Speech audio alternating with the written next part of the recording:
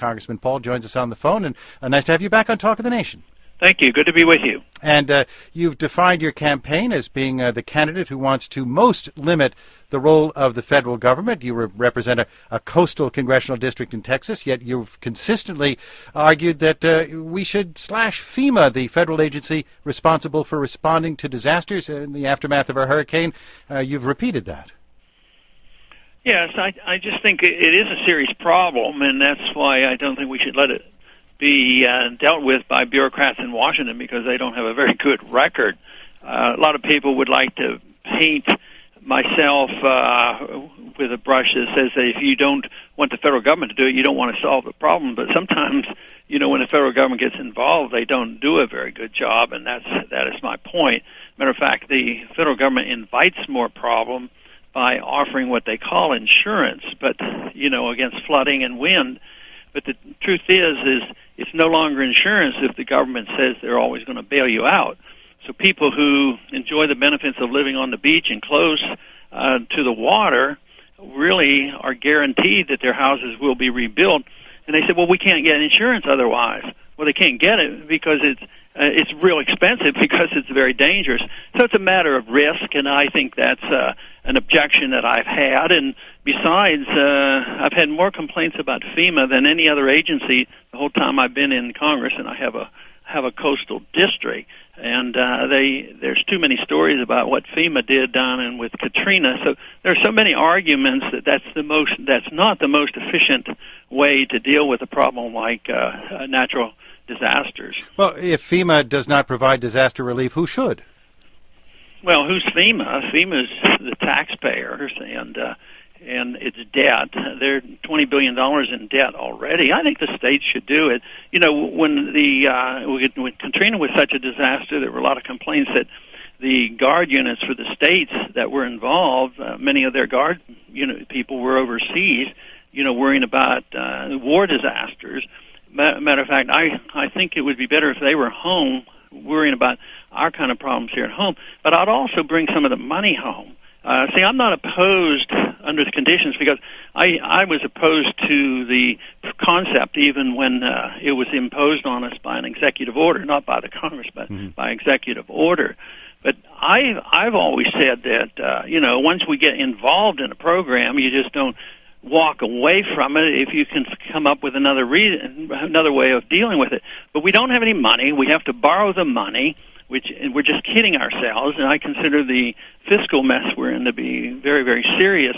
So what I have said is, why don't we cut $10 billion a month out of the war going on over in Afghanistan, which is a total disaster, put half of that toward the deficit, and put half of it back into our infrastructure or for the needs of the people we have taught to be dependent, and actually try to work our way out of this. So I think that approach is a very responsible way of trying to deal with both the crisis as well as our financial mess that we're in. And I don't know if you heard the news today, but President Obama has asked to address a joint meeting of Congress on the evening of September 7th, which is coincidentally, according to the White House, happens to be the date of the next GOP presidential debate. Which event do you plan to attend? I hadn't thought much about it, because I guess I heard about that just a few minutes ago. But I sort of, I just wonder about motivations, because in the Republican primary, there were people who always tried to upstage the other members. We had Perry doing something when we had the straw vote, and then we have Palin doing things in order to get attention. So I don't know. I just wonder about the motivation of all this to pick. It's very obvious that he's picking at a time when a debate is going on. Why didn't he do it on Tuesday? So I have no idea what the answer to that, but it seems a little bit unusual to do something like that. Ken? Congressman, the headline about a month ago or so was that Michelle Bachmann wins the Iowa straw poll with very little mention that Ron Paul finished closely behind her, and the other headline was that Tim Pawlenty drops out of the race. Then the more recent headline was that Rick Perry is taking over Mitt Romney's role as frontrunner. As a member of Congress from Texas, you've obviously had some dealings with Rick Perry, and of course we'll see Perry in the debate next week. But what's your sense of what's your relationship with Rick Perry, and how do you see him as a presidential candidate? Well, I think he's a formidable candidate. I mean, he's the governor of a big state. I don't agree with his politics. The Tea Party people had a candidate running against him for governor, last go-around, and she had no money and got 20%. But I haven't met the governor, and I don't know him personally, and we haven't had any personal dealings, so I can't comment on that. But I know that so many of his political positions are not the same as mine. Could you point out one or two? Well, politically speaking, I mean, he was a chairman here in Texas for Al Gore's campaign in '88, and he was for compelling, 12-year-old, 10-year-old girls all to get inoculations for HPV, and he did that by executive order. I don't believe in executive orders, and that was overridden by the legislature. And there are quite a few other things in his past that philosophically I wouldn't agree with. His comments on foreign policy haven't been exactly what I would like. Well, let's get some callers in on the conversation. We're speaking, of course, with the presidential candidate, Ron Paul, a congressman from Texas, and 800-989-8255, email talk@npr.org. Josh is on the line from Milwaukee. Hey, Congressman Neil.